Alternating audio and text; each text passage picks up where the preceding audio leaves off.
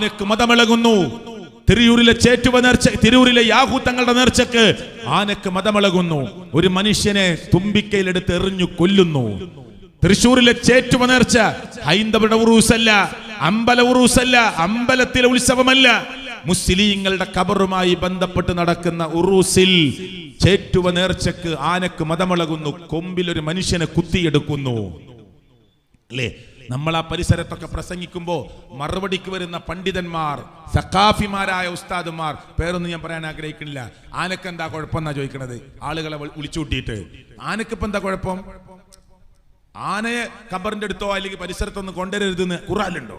ആനനെ പറ്റിയ അദ്ദേഹം തന്നെ ഖുർആനിലില്ലേ എന്നൊക്കെ ചോദിച്ച് അടുത്ത വർഷം ഇപ്പോഴുള്ള ആനനേക്കാളും കൂട്ടാനാണ് ഈ ഉസ്താദന്മാരും പണ്ഡിതന്മാരും ശ്രമം നടത്തിക്കൊണ്ടിരിക്കുന്നത്.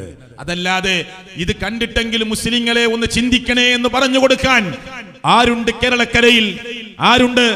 പൊളിറ്റിക്കൽ ആവശ്യങ്ങൾക്ക് വേണ്ടി, UDF-ന് വേണ്ടി, CPM-ന് വേണ്ടി, CPI-ക്ക് വേണ്ടി, ലീഗിന് വേണ്ടി കീഴ്പറമ്പിലെ മുസ്ലിങ്ങളെ മുട്ടുചുരുട്ടി ആകാശത്തിലേക്ക് എറിഞ്ഞ് സ്ഥാനാർത്ഥിയുടെ വിജയാഘോഷം നടത്തി തുള്ളിച്ചാടി മുദ്രാവാക്യം വിളിക്കുന്ന ഒരു സ്പിരിറ്റ് നിങ്ങൾക്ക് അല്ലാഹുവിന്റെ ദീന് പഠിക്കാനുണ്ടോ? ഉണ്ടോ? നമുക്കൊക്കെ രാഷ്ട്രീയമുണ്ട്.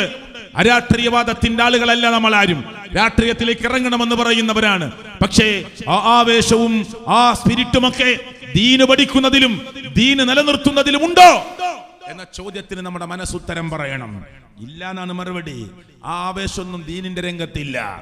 അത് മഗ്‌രിബിന്റെ നേരത്തെ ആ മുദ്രാവാക്യെങ്കിൽ ആയിക്കോട്ടെ, മഗ്‌രിബൊന്നും നമുക്ക് പ്രശ്നമില്ല. നമ്മളങ്ങനെ മുദ്രാവാക്യം വിളിക്കും, നമ്മളങ്ങനെ റോഡിലൂടെ പോകും. പള്ളി നമ്മെ നോക്കി ചിരിക്കുന്നുണ്ട്, പള്ളിയുടെ മിനാരം നമ്മെ നോക്കി ചിരിക്കുന്നുണ്ട്.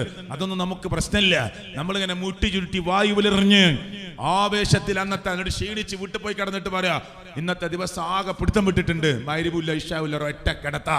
അല്ലേ? ഇതാണോ ദീന്? ആണോ? ഇതാണോ രാഷ്ട്രീയത്തിന്റെ സ്പിരിറ്റ്? അല്ല എന്ന് നിങ്ങളുടെ മുമ്പിൽ ഉറക്കെ പറയുന്നത് പരലോക രക്ഷയ്ക്കു വേണ്ടിയാണ്, പരലോകത്തിന്റെ മോക്ഷത്തിനു വേണ്ടിയാണ്.